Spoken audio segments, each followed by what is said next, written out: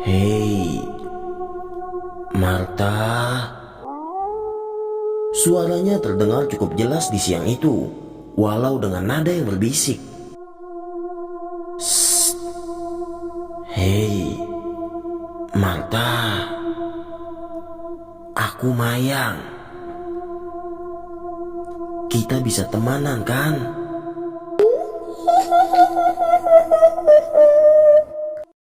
Assalamualaikum warahmatullahi wabarakatuh. Apa kabar teman-teman? Semoga kalian semua dalam keadaan sehat walafiat, diluaskan rezekinya dan dilancarkan segala urusan-urusannya. Amin ya robbal alamin. Pada kesempatan kali ini, saya akan membawakan sebuah kisah yang ditulis oleh akun Twitter yang bernama @agil_r_saputra dengan kisah yang berjudul Mayang Hantu Penghuni Kontrakan. Sebelum lanjut ke ceritanya, mari dukung channel ini dengan cara like, komen, dan subscribe agar kami lebih semangat membawakan cerita-cerita misteri berikutnya. Dan jangan lupa nyalakan tombol lonceng notifikasinya agar kalian tidak ketinggalan cerita-cerita dari kami. Untuk teman-teman yang ingin membaca ceritanya secara langsung, silakan kunjungi akun Twitter penulis yang linknya saya cantumkan di kolom deskripsi. Dan inilah Mayang Hantu Penghuni Kontrakan.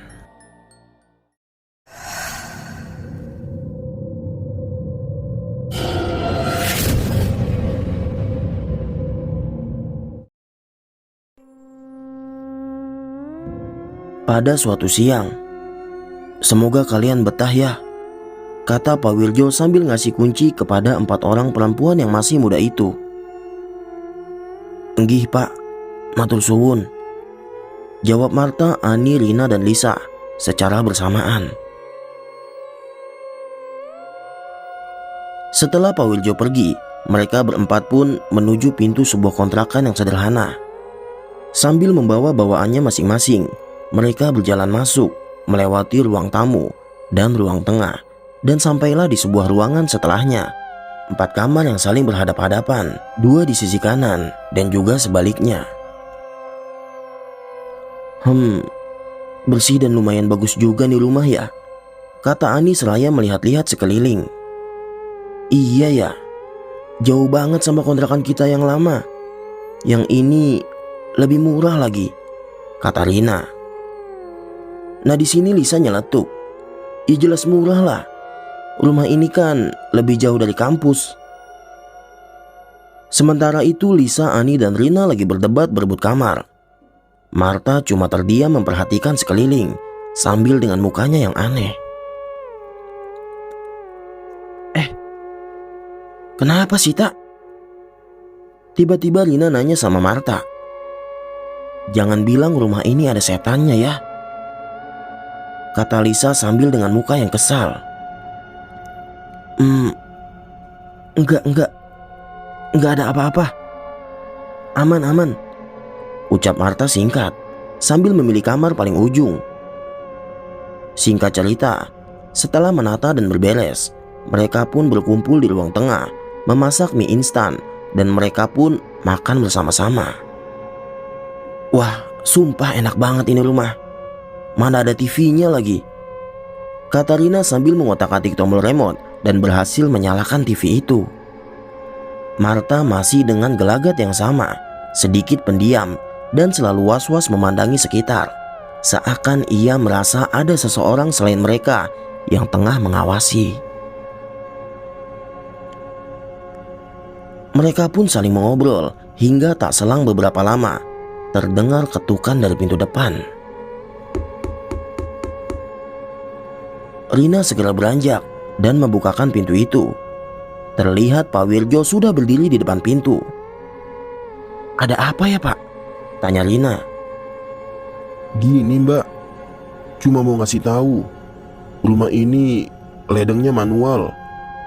Jadi kalau air di penampungan habis, kalian harus menyalakannya. Tombolnya ada di belakang dapur," kata Pak Wirjo. Gimana Pak?" tanya Rina tak paham dengan keripik yang masih dikunyah di dalam mulutnya. "Ayo, saya tunjukkan saja," jawab Pak Wirjo dengan halus. "Oh, enggih. Monggo masuk, Pak," ucap Rina. Singkatnya, Pak Wirjo pun masuk menunjukkan tombol ledeng itu kepada mereka berempat. Dan setelah itu, ia pun pergi. Kalau ada apa-apa, rumah saya ada di sebelah, Mbak. Selisih 2 rumah dari rumah ini. Kata Pak Wirjo seraya berpamitan. Mereka pun kembali ke ruang tengah untuk menonton TV, kecuali Marta yang memilih untuk masuk ke kamarnya. Marta pun merebah di atas kasur, menatap ke langit-langit, dan tatapan matanya berhenti pada suatu sudut, yaitu lubang rongga Eternit, berukuran kurang lebih 1/2 meter persegi. Sepertinya Pak Wirjo lupa untuk menutupnya kembali karena terlihat seperempat kayu tipis. Marta yang merasa tak nyaman kini keluar dan mengambil sapu. Dengan gagangnya ia menekan kayu tipis itu dan perlahan menggeser-geser hingga hampir menutup rongga langit-langit itu. Namun ketika matanya terfokus, tiba-tiba Marta melihat jari yang mekar-mekar di pinggir lubang yang hendak ia tutupi itu. Sontak karena terkejut, Marta berteriak hingga sapunya terjatuh. Begitu juga dengan dirinya yang ikut tersungkur ke lantai dengan kedua tangannya yang menutupi wajahnya. Astagfirullah, astagfirullah, ucapnya dengan sedikit membisik. Jemari siapa itu? Batin Marta. Teriakan Marta tampaknya terdengar oleh ketiga temannya. Ani, Lisa, dan Rina langsung datang menghampiri. Ada apa sih, Tak? Ada apa? Ucap ketiga temannya setelah membuka pintu dan melihat Marta tengah tersungkur di lantai sambil menutupi wajahnya. Rina menghampiri, menepuk tubuhnya, mengajak Marta untuk bangkit dari situ. Ada apa sih, Tak? Tanya Rina. Marta tak menjawab sambil perlahan membuka tangan yang menutupi wajahnya. Pandangannya kembali menatap di rongga langit di atasnya yang sudah tertutup sebagian.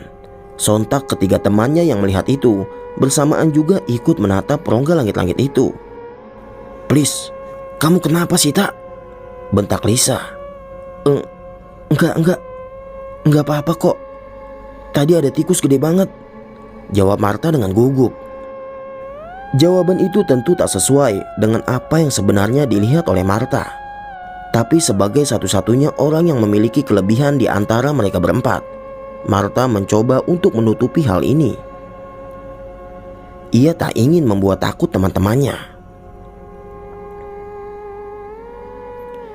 Singkat cerita, malam pun tiba. Dengan hujan yang turun tak begitu deras, membuat suasana menjadi cukup dingin. Marta, Lisa, Rina, dan Ani lagi-lagi tampak berkumpul di ruang tengah sambil menikmati acara di televisi yang tak begitu menarik. Mereka terlihat asik berbincang. Buat kopi enak nih, kata Lisa di tengah obrolan itu. Sana kamu kalau mau bikin. Aku mah ogah, takut gak bisa tidur.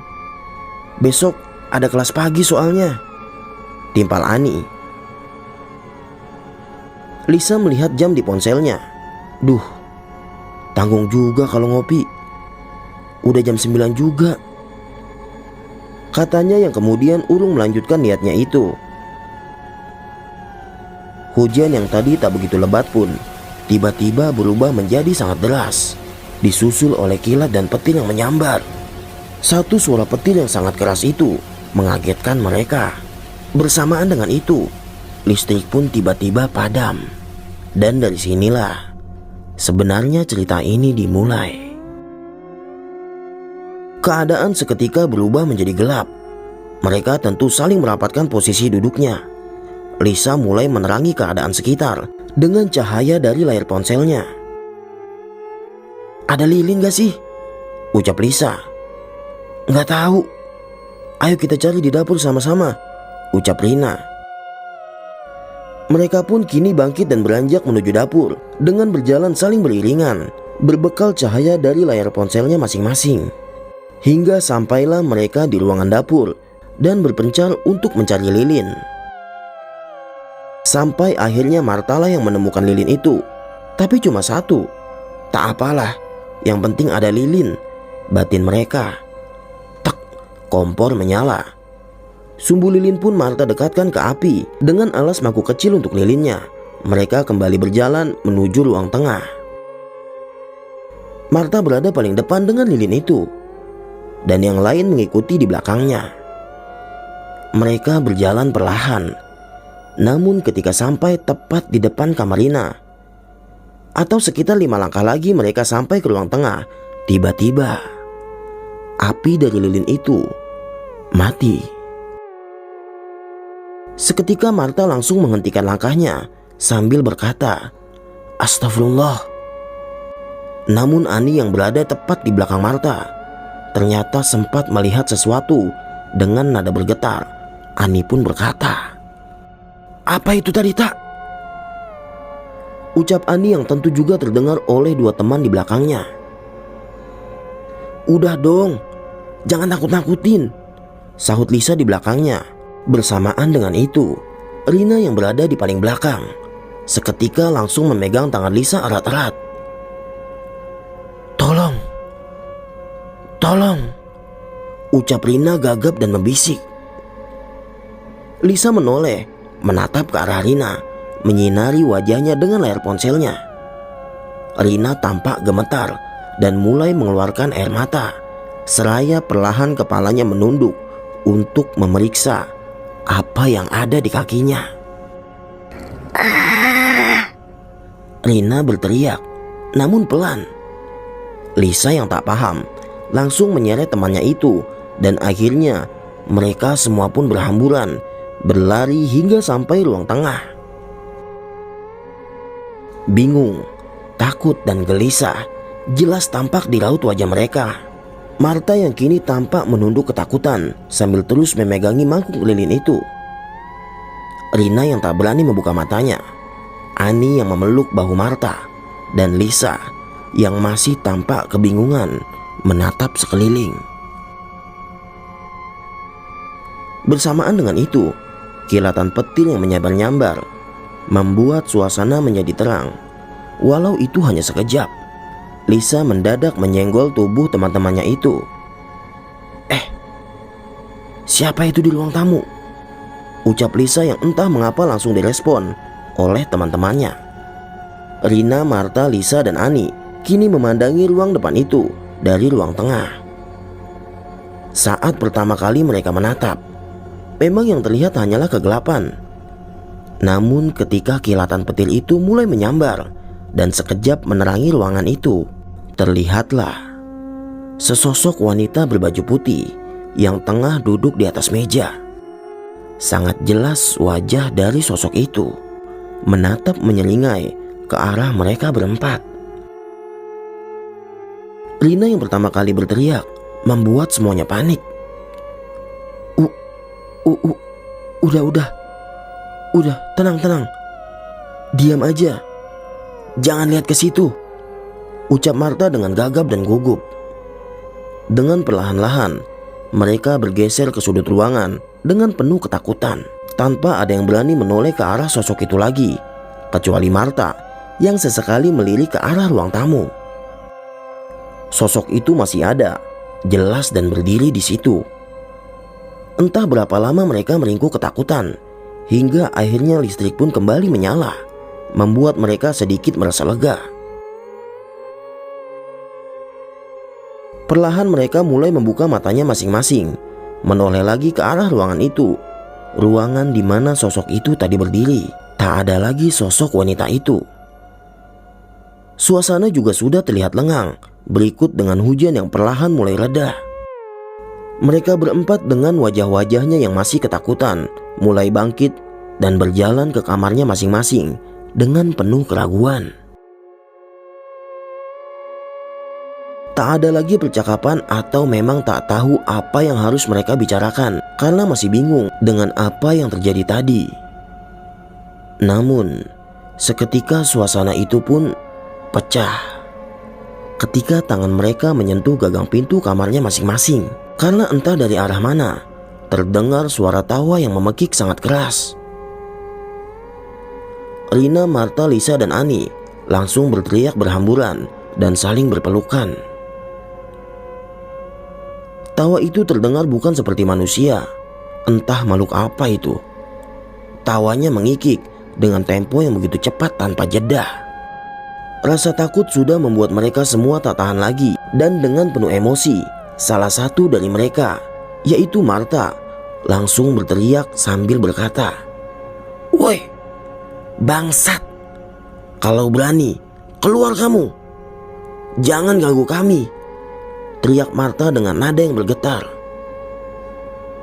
Sejenak suara itu bertahan, namun kemudian menghilang. Pasti ini dari sosok yang tadi menampakkan diri di ruang tamu, batin Martha dengan nafasnya yang terengah-engah. Tak tahu apa yang harus mereka lakukan. Meski ini bukanlah pengalaman pertama untuk Martha bersentuhan dengan hal seperti ini, tapi tidak untuk ketiga temannya yang kini terlihat amat sangat ketakutan. Mereka berempat pun memutuskan untuk masuk ke kamar Rina. Bersama-sama kini mereka meringkuk saling berdekatan di atas kasur. "Ini baru sehari kita tinggal di rumah ini, tapi udah kayak gini. Pokoknya besok aku mau cabut," ucap Rina seraya mengusap air matanya. "Terus kita mau pindah kemana? Kita udah bayar full. Aku gak berani minta lagi ke orang tuaku. Masa dengan alasan rumah ini ada setannya?" jawab Lisa. "Udah dong, udah," kata Ani. "Kita bertahan dulu aja, barang 3 atau 4 hari lagi. Nanti aku coba kasih tahu sepupuku yang bisa mengatasi hal-hal kayak gini," ucap Martha di tengah perdebatan kecil itu. Hingga tak selang beberapa lama, satu persatu dari mereka pun mulai merebah di atas kasur. Meski terasa sempit, tapi inilah mungkin cara yang terbaik untuk mereka melewati malam yang kacau ini. Rina menyalakan musik dari ponselnya, membiarkannya menyala sampai mereka semua terlelap. Sekitar pukul 6 pagi, mereka semua terbangun oleh suara Bunga Tina, istri Pak Wirjo yang sedang menyapu di halaman rumah kontrakan itu. Ani yang teringat bahwa ada kelas pagi ini langsung bangkit berjalan menuju kamarnya, dan setelah itu pun ia mandi. Disusul oleh Lisa dan Martha yang segera keluar dari kamar Rina. Lisa masuk ke kamarnya, sementara Martha tampak berjalan keluar rumah menyapa Bunga Tina yang tengah menyapu di halaman depan. "Pagi, Bu," ucap Martha seraya menganggukkan kepalanya. Mbak, sudah pada bangun ya? Gimana semalam tidurnya? Nyenyak kan?" kata Bunga Tina dengan ramah. Iya Bu, nyenyak kok," jawab Martha dengan sedikit gugup. "Alhamdulillah kalau nyenyak," ucap Bunga Tina lagi. Tak lama kemudian, Lisa muncul dari belakang sambil membawa secangkir teh. Dengan sekonyong-konyong, ia berkata, "Rumah ini ada penunggunya ya Bu? Kami semalam diganggu," ucap Lisa dengan ketus. Martha tampak menyenggol-nyenggol tubuh Lisa, mengisyaratkan agar ia tak sembarangan berbicara. "Apaan sih kamu, Sa?" kata Martha. Bunga Tina tersenyum, menoleh menghentikan sejenak aktivitasnya sambil berkata, "Halah, ndak apa-apa. Dia cuma mau kenalan aja. Nanti lama-lama kalian juga terbiasa," jawab Bunga Tina dengan halus. Bersamaan dengan itu, tampak Ani yang sepertinya hendak berangkat ke kampus muncul dari belakang mereka berdua. "Minggir, aku takut telat nih," ucapnya sambil berjalan menyelip di antara Martha dan Lisa. Ani pun menyapa Bunga Tina dan selanjutnya pergi berlalu dengan terburu-buru. "Saya masuk dulu gih Bu," kata Martha kepada Bunga Tina yang selanjutnya diikuti juga oleh Lisa. Itu yang punya kontrakan ya? Udah gila kali. Masa kita disuruh terbiasa setelah kejadian semalam? Tanya Lisa sambil mengikuti Martha yang sedang berjalan menuju dapur. Hus, bukan itu. Itu cuma orang yang disuruh ngurusin rumah ini aja. Yang punya rumah ini bukan orang sini, jawab Martha seraya mengambil cangkir dan menuangkan air hangat. Oh iya, kamu jadi hubungin sepupumu kan buat nanganin ini? Tanya Lisa lagi. Iya, nanti aku telepon orangnya, jawab Martha singkat sambil menyesap minumnya. Hampir bersama dengan itu, Rina datang dengan handuk dan peralatan mandi yang ia bawa. Sambil melewati Martha dan Lisa yang tengah berdiri di ruangan dapur itu, ia pun berkata, "Pokoknya, kalau kejadian semalam terulang lagi, aku bakalan cabut dari rumah ini," ucapnya sembari berjalan menuju kamar mandi. Martha mengambil ponsel dari saku celananya, menempati janjinya untuk menghubungi sepupunya itu. "Nanti sore sepupuku mau kesini," ucap Martha setelah menutup panggilan dari sepupunya itu. Singkat waktu, sekitar pukul 9 pagi, Rina berangkat ke kampus. Begitu juga dengan Lisa yang menyusul setelahnya sekitar pukul 10 pagi. Sementara sekarang tinggal Martha sendirian yang tinggal di kontrakan ini. Karena kebetulan hari ini dia memutuskan untuk tidak ke kampus dulu. Entah apa alasannya, yang jelas ada sesuatu yang harus Martha lakukan hari ini yang berhubungan dengan kejadian semalam tentunya. Martha tengah berada di kamarnya, bermain dengan laptopnya, menonton film-film yang sebenarnya sudah pernah ia tonton sebelumnya. Entahlah, mungkin ia merasa suntuk atau hanya sekedar ingin membunuh waktu saja. Jam demi jam pun berlalu. Perutnya mulai keroncongan. Martha pun bangkit dan berjalan menuju dapur untuk memasak mie instan. Seraya menunggu matang, ia pun mulai iseng memeriksa keadaan sekitar, membuka pintu belakang dapur yang terhubung ke pekarangan. Seketika, matanya tertuju ke arah sumur di sisi kanan pekarangan itu. Oh iya, ngisi air daripada nanti kehabisan, ucapnya sambil berjalan ke arah sumur dan memencet saklar ledeng yang kemarin ditunjukkan oleh Pak Wirjo. Setelah itu ia pun kembali berjalan masuk menuju dapur dan menyadari mie yang dimasaknya sudah hampir matang. Mie sudah siap tertata di atas piringnya. Martha berjalan pelan kembali ke kamarnya. Ia pun makan seraya memandangi layar laptopnya.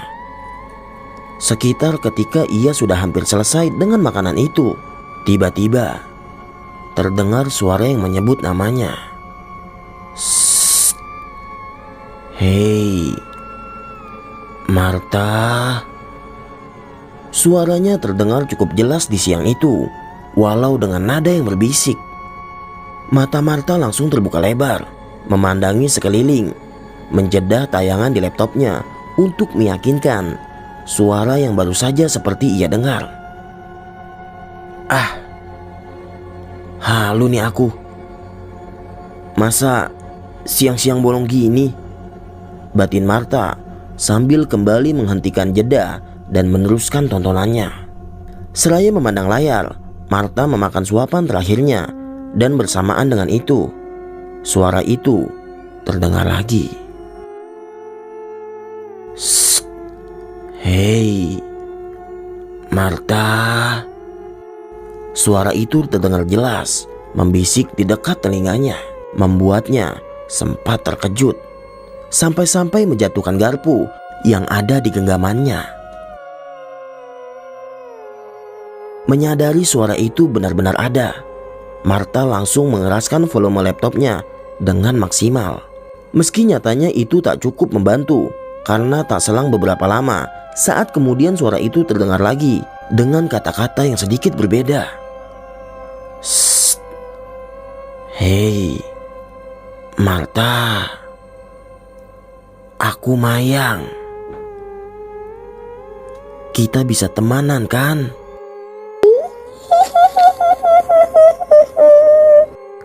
Begitu kata suara yang tak bertuan itu terdengar jelas di dekat telinga Marta. Marta yang mulai ketakutan langsung menutup telinganya dan memejamkan kedua matanya. "Astagfirullah, astagfirullah," ucapnya dengan agak keras. Beruntung, setelah beberapa lama Marta menutup telinga dan matanya, suara itu tak terdengar lagi. Buru-buru ia menyambar ponsel di sampingnya dan menghubungi sepupunya. "Halo, Anto. Bisa kesini sekarang gak? Tolong, aku barusan digangguin," ucap Marta tanpa memberi kesempatan sepupunya untuk berbicara terlebih dahulu. "Hah? Siang-siang begini?" jawab Anto agak keheranan. "Pokoknya kamu kesini sekarang," ucap Marta. Oke, aku OTW deh," jawab Anto, dan kemudian panggilan pun berakhir. Marta pun berdiri, berjalan ke sana dan kemari di dalam kamar, seperti menunjukkan kegelisahan. "Jangan masuk, jangan masuk, jangan masuk," ucap Marta berulang kali. Dan entah apa maksud dari kata-kata Marta, yang jelas tak selang beberapa lama tubuhnya pun bergetar, menghentak-hentak, dan Marta pun terdiam menunduk. Bersamaan dengan itu, Anto sepupunya pun datang mengetuk pintu. Marta pun menoleh dan berjalan menuju pintu depan dengan gelagat yang cukup aneh. Ia membukakan pintu itu, lalu tersenyum kepada Anto dengan tatapan yang sinis. Melihat itu, Anto sepertinya tahu apa yang terjadi. Ia pun masuk dengan sedikit mendorong tubuh Marta, seraya memegang tangan sepupunya itu. "Siapa kamu?" ucap Anto dengan sedikit membentak. "Aku Marta," jawab Marta dengan nada yang datar. "Jangan bohong kamu.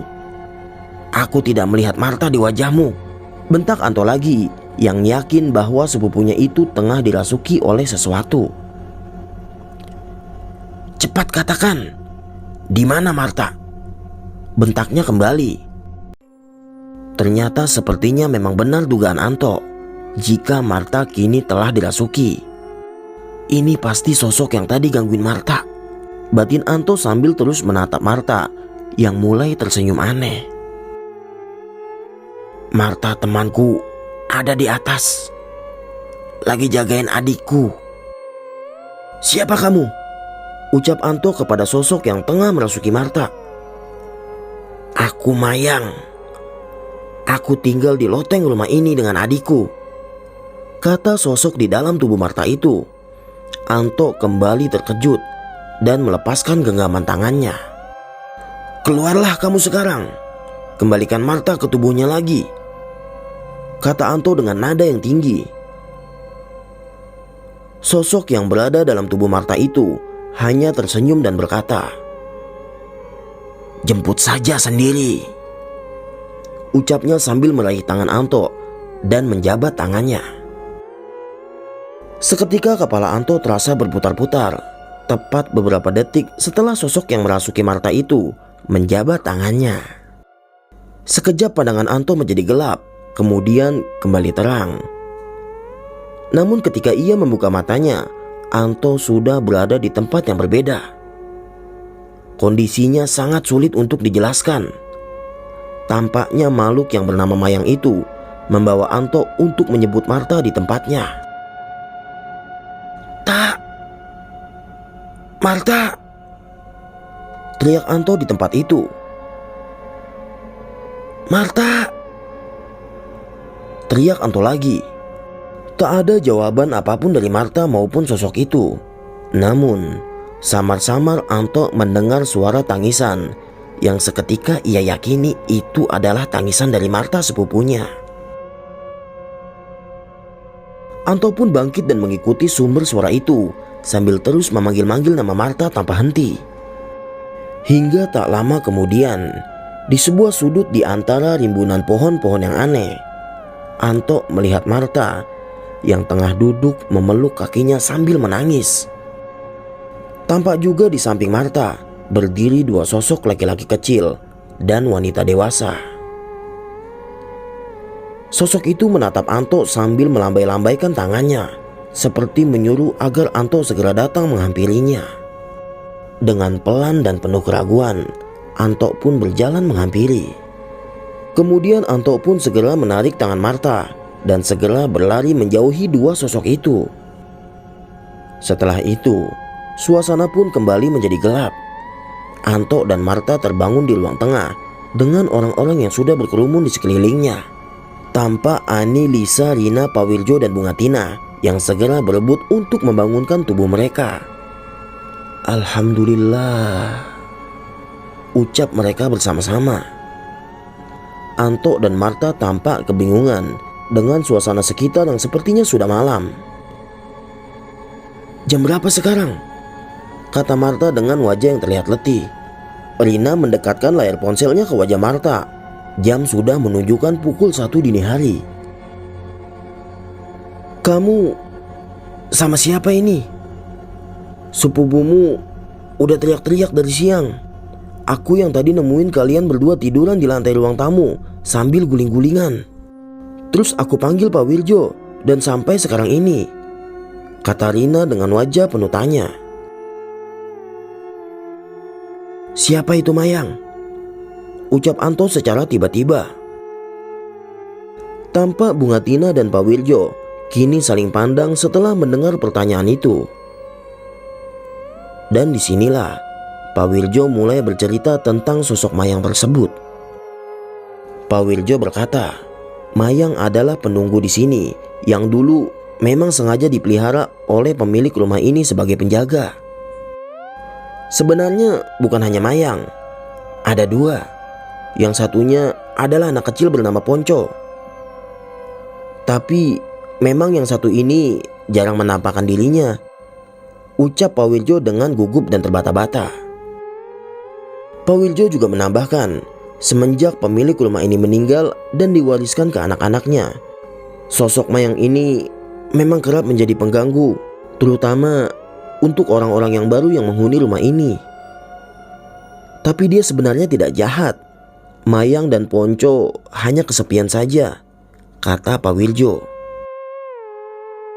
Lisa, Ani, dan Rina tentu terbelalak mendengar cerita dari Pak Wirjo barusan, kecuali dengan Marta dan Anto yang sedikitnya sudah terbiasa menghadapi hal-hal seperti ini.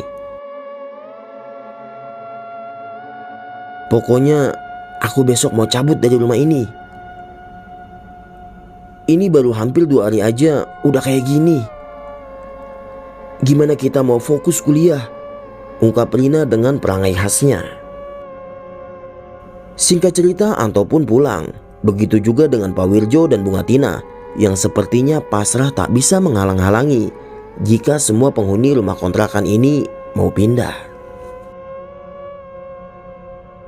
"Ya udah Mbak, kami pulang dulu.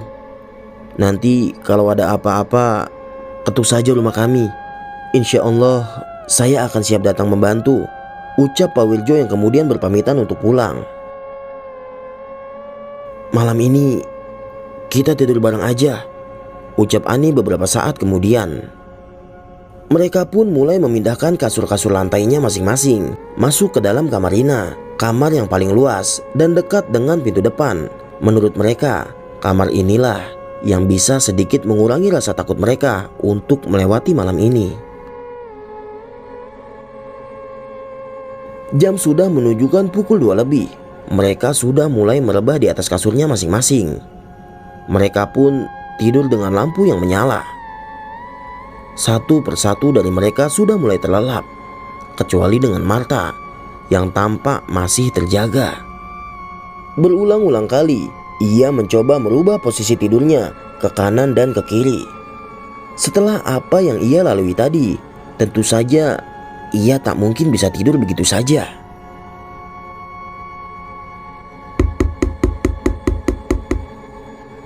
Tiba-tiba terdengar suara orang berlarian di luar kamar. Martha yang sensitif namun penakut mencoba membangunkan Ani, temannya yang posisi tidurnya paling dekat dengannya. "Shh, bangun nih, Ani," kata Martha berbisik sambil sedikit menggoyangkan tubuh temannya itu. "Apa sih, Tak?" jawab Ani seraya mengusap matanya.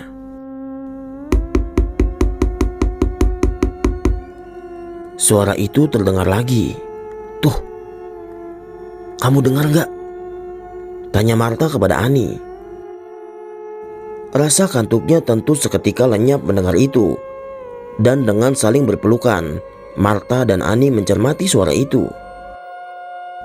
"Sepertinya suara itu berada di atap rumah," ucap Ani berbisik dan semakin mempererat pelukannya.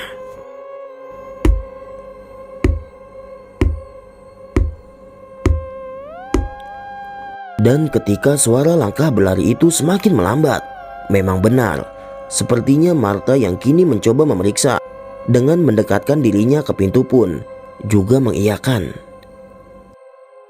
"Iya kayaknya, emang suaranya dari atap rumah.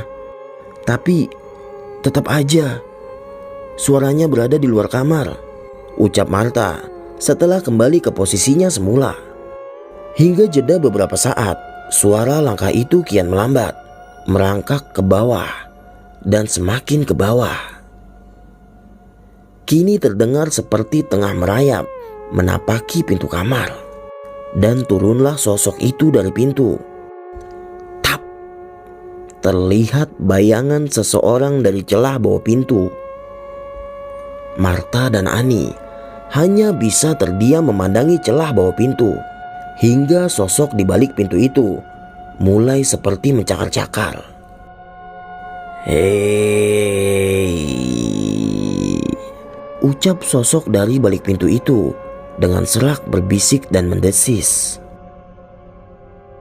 Ani yang sudah tak bisa menyembunyikan ketakutannya itu, ia pun langsung menangis, menutup mukanya seraya mempererat pelukannya.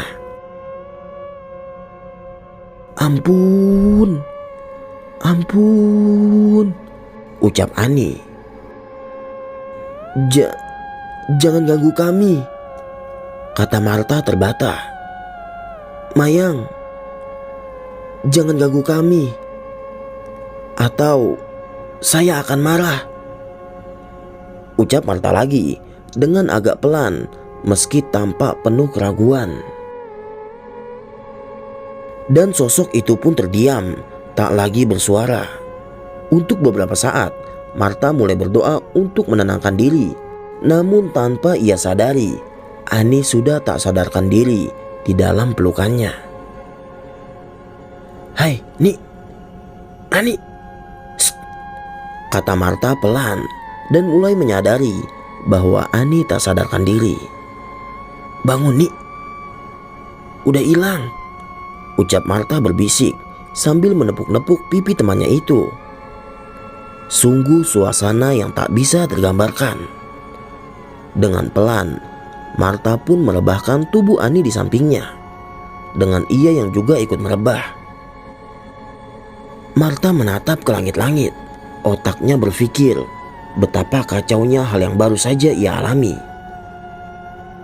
Ketakutannya pun seakan mulai kebas tak terasa, berubah menjadi kekhawatiran. Ada hal apa lagi yang akan terjadi nanti? Di antara lamunannya, Lisa pun memanggilnya. Ternyata sedari tadi Lisa juga mendengar itu. Namun ia merasa terlalu takut untuk membuka matanya.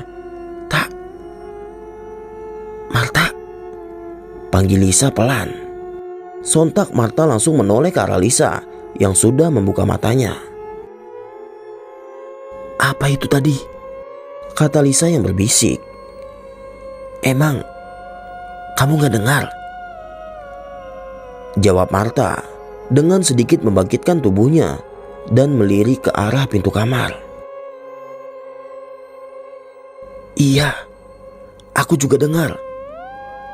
Tapi aku takut," jawab Lisa sambil merangkak dan mendesak di samping Ani yang tidur di samping Marta. "Sudah, sekarang kita tidur saja," ucap Marta sambil lagi-lagi melirik ke arah pintu lagi. Jelas, Marta tak ingin membuat suasana menjadi semakin tak nyaman. Hingga entah bagaimana, Marta dan Lisa pun berhasil terlelap dengan saling memeluk Ani. Singkat cerita, pagi pun tiba. Rina, si pemilik kamar yang semalam tak mengalami apapun, ia bangun lebih awal, mungkin sekitar pukul 6 pagi. Tanpa berpikir macam-macam, Rina bangkit dari tidurnya, berjalan keluar kamar, seraya membangunkan teman-temannya. "Bangun, udah pagi nih. Pindah Gi ke kamar masing-masing," ucap Rina sambil membuka pintu. Ani tampaknya mendengar suara Rina tadi. Dengan sedikit terkejut, ia membuka matanya dan kembali memejam, mengernyitkan dahinya sambil memegangi kepalanya. "Aduh, pusing banget," ucap Ani sambil bangkit dan melihat Lisa dan Marta yang masih tertidur di sisi kanan dan kiri Ani. "Hei, bangun. Pindah. Yang punya kamar udah bangun," kata Ani lagi, yang kali ini berhasil membangunkan kedua temannya itu. Baru saja Lisa dan Marta bangkit dari tidurnya, tiba-tiba Rina masuk kamar dengan terburu-buru. "Heh, cepat keluar. Sini aku liatin," ucap Rina dengan wajah yang sangat serius. Sontak mereka semua pun memeriksa keluar untuk melihat apa yang mau Rina perlihatkan. "Tuh, apaan tuh? Kayak jejak tangan dan kaki," ucap Rina sambil menunjuk ke arah langit-langit, seraya berjalan menuju dapur. Lisa, Ani, dan Marta mengikutinya dari belakang. Sementara sesampainya di dapur, Rina kembali mengurutkan jejak-jejak berwarna kecoklatan itu. "Nih, kalau diurutkan, nodanya seperti di sini," ucap Rina lagi, yang kini sedang menunjuk di arah atas pintu kamarnya sendiri. "Kita semalam dengar suara," kata Lisa kali ini, yang langsung dijelaskan oleh Ani dan Marta perihal suara orang yang merangkak di langit-langit tadi malam. Hingga setelah itu, mereka memutuskan untuk melaporkan ini kepada Pak Wirjo. Pak Wirjo datang dengan sapu atap. Ia membersihkan jejak-jejak kecoklatan yang berada di atas langit-langit rumah itu, seraya terus menggeleng-gelengkan kepalanya. Sementara di sini Rina terus meracau dalam panggilan teleponnya. Begitu juga dengan Ani yang tampak merengek kepada orang tuanya yang tengah diteleponnya. "Jemput aku sekarang. Pokoknya aku mau pindah, Bu," ucap Ani di panggilan telepon itu. Dan setelah diskusi yang cukup singkat, akhirnya mereka semua memutuskan untuk keluar dari rumah ini hari itu juga. Marta yang sebenarnya tak begitu setuju pun akhirnya mau tak mau harus mengikutinya. Setelah berkemas dengan terburu, beberapa jam kemudian Marta, Lisa, Rina, dan Ani pergi dari rumah itu dijemput oleh orang tuanya masing-masing, kecuali Marta yang tampak dijemput oleh Anto sepupunya. Sayangnya cerita Mayang ini berakhir di sini. Kisah nyata di tahun 2018 tentang rumah kontrakan yang berada di pinggiran kota Semarang. Tentu dengan nama toko yang saya samarkan. Sekian cerita yang sedikit singkat ini. Apabila ada salah kata-kata, mohon dimaafkan. Saya Rizky izin pamit. Selamat malam, selamat beristirahat. Wassalamualaikum warahmatullahi wabarakatuh.